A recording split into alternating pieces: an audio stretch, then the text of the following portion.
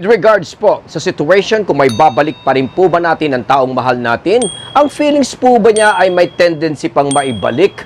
Pwede pa kaya kaming magkaroon ng second chance reconciliation? Katanungan na may high percentage of course na depende. Number one po na dapat natin tignan, ano ang pinaka naging cause, dahilan po ng inyong breakup o rejection.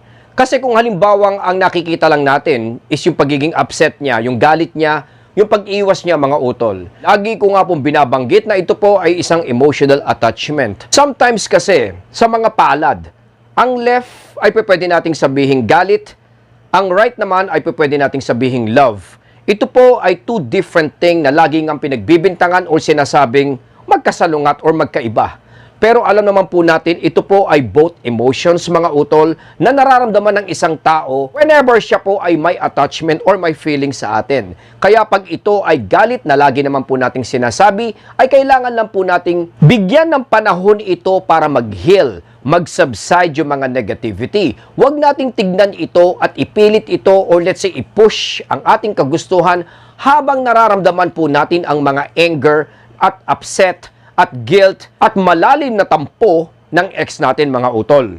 Kaya sa usapang breakup, maraming coaches or even ako na nagsasabing pagka ang pinagmula ng breakup ay galit or let's say tampuhan mga utol, ito po ay isa sa pinakamadali or pinaka makatotohanan na pwedeng magkabalikan.